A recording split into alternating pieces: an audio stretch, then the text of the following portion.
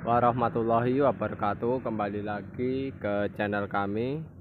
Saya ucapkan banyak terima kasih yang telah menonton dan mengklik video pada kali ini. Dan di kesempatan kali ini kawan-kawan, kita berada di daerah Sleman, yang dimana ini berada di pinggir jalan. Ya, kita di sini akan berbagi sedikit hal mengenai tanaman, yang dimana ini di daerah sekitar kami ada petani yang menanam tanaman kacang tanah. Bentuknya kurang lebih kayak gini ya. Tanaman ini merupakan termasuk tanaman legum, yang dimana tanaman legum itu memiliki peranan yang penting dalam proses budidaya tanaman, khususnya untuk menyuburkan tanah.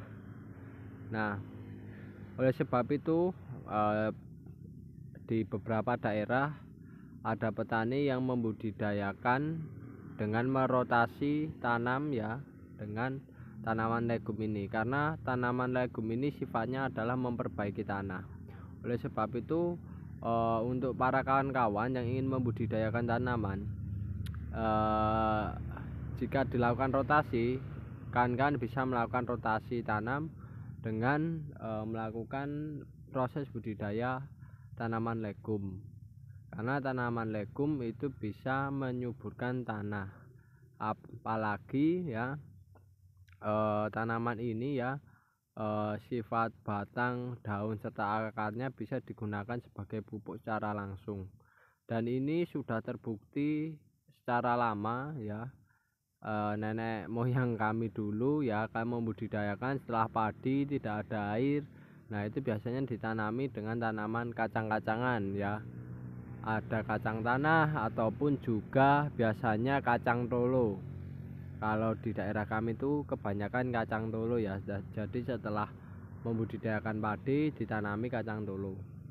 Nah, itu tujuannya untuk apa? Tujuannya nanti ya batang maupun daun yang tertinggal di situ digunakan sebagai pupuk ya, bisa langsung digunakan sebagai pupuk. Dan di sisi lain juga akarnya mengandung mikroorganisme yang dimana dapat memperbaiki sifat biologi tanah. Dan yang jelas semak lahannya setelah ditanami kacang biasanya semakin subur. Bahkan dulu secara pertanian secara organik pun itu mampu kan kawan ya, semacam itu. Nah, opsi lainnya selain kacang tolo yaitu ada kacang tanah, kacang panjang, yang dimana bisa dimanfaatkan ya kan untuk mengembalikan kesuburan tanah kawan-kawan, semacam itu. Karena tanaman kacang ini sejatinya cukup mudah sekali untuk dibudidayakan ya, asalkan ya itu kan hama maupun penyakitnya tidak terlalu intensitasnya tidak terlalu banyak. Perawatannya itu cukup mudah ya untuk tanaman kacang semacam itu. Dan yang jelas tanaman ini sangat-sangat membantu dalam menyuburkan lahan semacam itu ya. Kalau kalian punya ternak, daunnya ini ya, ini bisa digunakan sebagai pakan ternak yang mengandung protein yang cukup bagus kan kawan. Jadi ketika proteinnya tercukupi, otomatis ternak pun bisa tumbuh dan berkembang secara maksimal juga, semacam itu. Akan tapi kalau kawan-kawan tidak memiliki ternak, ya ini solusinya, ditanam lalu dibudidayakan di lahan kawan-kawan, dibiarkan nanti dipanen, diambil hasilnya, sisanya dibuang kembalikan ke tanah, dan itu nanti akan menjadi pupuk yang langsung siap dipergunakan sebagai pupuk semacam itu. Karena tanaman legum ini yaitu memiliki kandungan CN rasio yang sama dengan kondisi pupuk. Yang jelas menurut kami ya, pada intinya kawan-kawan bisa merotasi tanam ya setelah ditanami tanaman agar mengembalikan kesuburannya dengan melakukan budidaya kacang ini. Jadi nanti tanahnya akan kembali normal kembali, semacam itu. Dan ini kan kawan kelebihan tanaman kacang-kacangan ya, tanaman legum lebih tepatnya itu bisa bekerja sama dengan mikroorganisme yang dimana dapat menfiksasi nitrogen secara langsung dari alam yang dipergunakan untuk tumbuh dan berkembangnya. Jadi di area perakaran ya, kalau kan lihat ini nanti di area akar kayak gini ya, itu di bagian bawah dari tanaman kacang kayak gini, itu nanti ada bintil-bintil akar yang dimana bintil akar tersebut kan bisa ambil dipergunakan sebagai mikroorganisme pembantu budidaya ya, semacam itu bisa dikembangkan ataupun ya dibiarkan begitu saja, yang dimana nanti di bintil akar itu ada mikroorganisme yang dimana itu akan membantu antara tanaman kacang ya dengan alam, dibantu dalam menfiksasi nitrogennya. Nah, itu termasuk simbiosis mutualisme ya antara tanaman kacang dengan bakteri Rhizobium lebih tepatnya, semacam itu. Dan itu nanti ya pastinya kalau nitrogennya kecukupi, pertumbuhannya biasanya cepat dan kawan, semacam itu. Dan yang jelas sangat-sangat membantu dalam proses perbaikan media tanam, semacam itu.